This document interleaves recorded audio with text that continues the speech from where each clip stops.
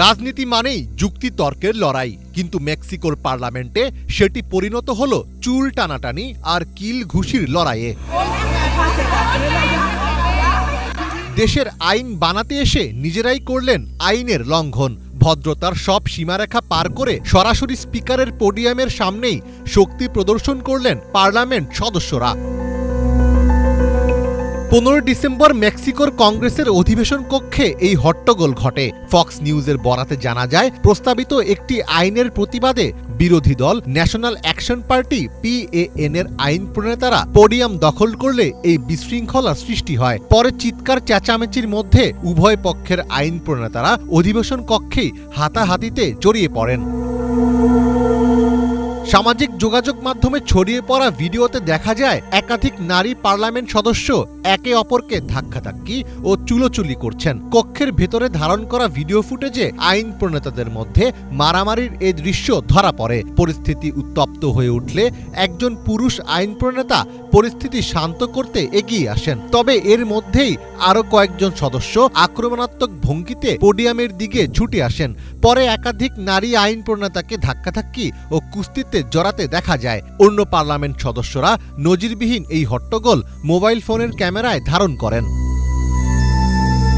ঘটনার পর উভয় দলই সহিংসতার জন্য পরস্পরকে দায়ী করে নিন্দা জানিয়েছে। PAN এর মুখপাত্র আন্দ্রেস আতায়েদে বলেন, তার দল শান্তিপূর্ণভাবে পোডিয়ামে অবস্থান করছিল এবং কাউকে স্পর্শও করেনি।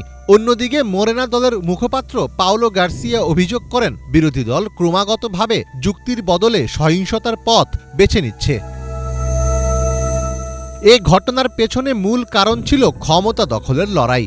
দেশটিতে InfoCDMX নামক একটি সংস্থা সরকারি কাজে স্বচ্ছতা নিশ্চিত করে থাকে। শাসক দল মোরেনা চেয়েছিল এই সংস্থাটিকে বিলুপ্ত করে দিয়ে এর দায়িত্ব অন্য একটি সরকারি দপ্তরের অধীনে নিয়ে আসতে। তাদের যুক্তি ছিল এতে খরচ কমবে। তবে বিরোধী দল PAN এর দাবি, এই সংস্থাটি বন্ধ করলে সরকার দুর্নীতি করার সুযোগ পাবে এবং স্বচ্ছতা নষ্ট হবে। অধিবেশন চলাকালীন যখন এই প্রস্তাবটি পাশের প্রক্রিয়া শুরু হয়, তখন বিরোধী দলের নারী সদস্যরা প্রতিবাদ হিসেবে স্পিকারের পোডিয়াম দখল করে নেন। তারা দাবি করেন, এই প্রস্তাব নিয়ে কোনো জোরপূর্বক ভোট নেওয়া যাবে না। এরপর মুহূর্তেই হাতাহাতিতে জড়িয়ে যান তারা। মেক্সিকোর পার্লামেন্টে এই ধরনের হাতাহাতি বা অপ্রীতিকর ঘটনা এবারই প্রথম নয়। মেক্সিকোর ইতিহাসের অন্যতম বড় পার্লামেন্টারি হাঙ্গামা হয়েছিল 2006 সালে। তৎকালীন প্রেসিডেন্ট ফেলিপে ক্যালডেরন যখন শপথ নিতে যান, তখন বিরোধী দল PRD পোডিয়াম দখল করে ফেলে। পরে বাধ্য হয়ে ক্যালডেরনকে পেছনের দরজা দিয়ে ঢুকে দ্রুত শপথ নিয়ে বেরিয়ে যেতে হয়েছিল। 2013 সালে আন্তোনিও গার্সিয়া প্রতিবাদ জানাতে গিয়ে পার্লামেন্ট কক্ষের ভেতরেই নিজের পোশাক খুলে ফেলেছিলেন। সেই সময় পার্লামেন্টের মধ্যে ধস্তাধস্তি এবং ধাক্কাধাক্কির ঘটনা আন্তর্জাতিক মিডিয়ায় বেশ আলোচিত হয়েছিল। সবশেষ হট্টগোলটি হয় গত আগস্টে।